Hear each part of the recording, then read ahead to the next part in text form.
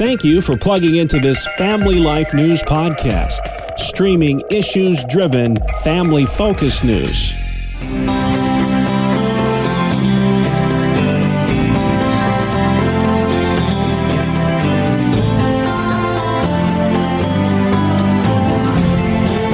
And welcome back to another edition of Issues in Education. Mondays during the Noon Report, we spotlight the issues that matter most to our public schooling families with Dr. Ralph Kerr at the Teaching and Learning Institute in beautiful Houghton, New York. Well, Ralph, welcome back to the program, sir. I hope you had a wonderful weekend enjoying that spring-like weather out there. Yeah, it was really nice, and my grass is showing the results of the spring weather, however. Can't keep up with it. It grows fast this time of year. But, hey, we've got a number of items to discuss this week. We'll try to get through them as best we can.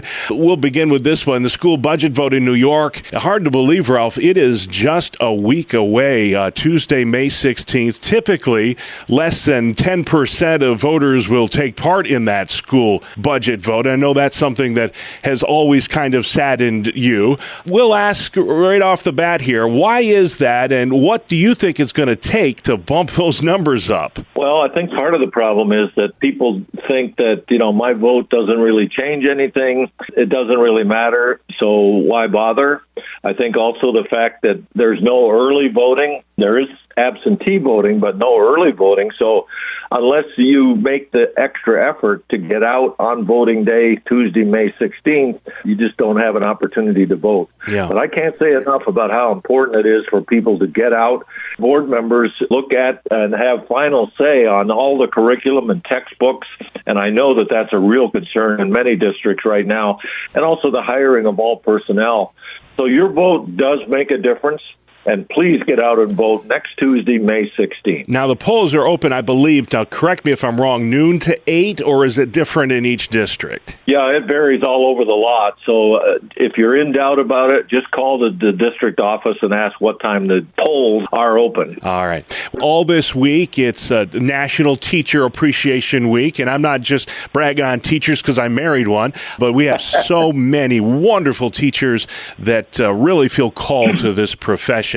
Sometimes, I say we focus so much on the policy. We get so lost in the trees we can't see the forest. But there's so many teachers that are doing the work day in and day out to train up these children. What are some of the biggest challenges that are facing teachers in school right now? Well, it used to be that if you were a teacher, you taught A, B's, and C's and math and that material.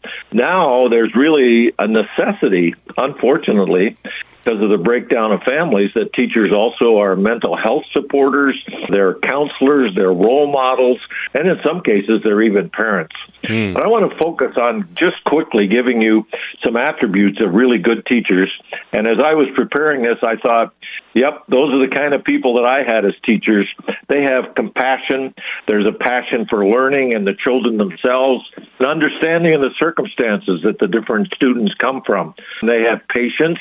They need to be really good communicators and a willingness to put in the effort. And I want to just pause to salute every single public school teacher today, because we're celebrating their work this week as we celebrate National Teacher Appreciation Week. All right. Hats off to all of you, and you know who you are.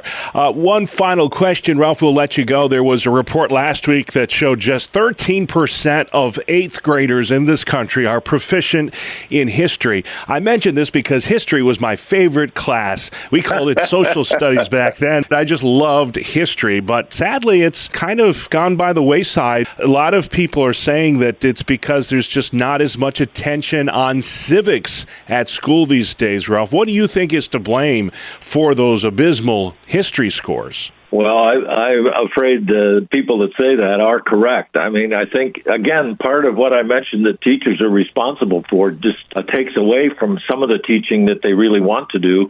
And also, as you well know, nationwide, we've got some other stuff that's being forced into the curriculum.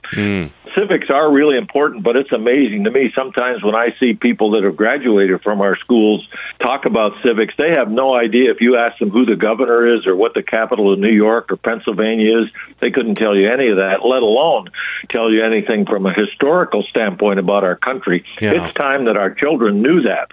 And I encourage schools to get back to teaching civics because they need it. All right. If you don't know your history, boy, I'm telling you, you're in trouble. And we have such a rich history in this country. I agree. We need to teach civics a little more in school these days. Well, hey, Ralph, we've been a lot of places the past 5 minutes. If folks have questions about any of the topics they've heard today, you have a wonderful website where they can go and check you out. What is that, Ralph?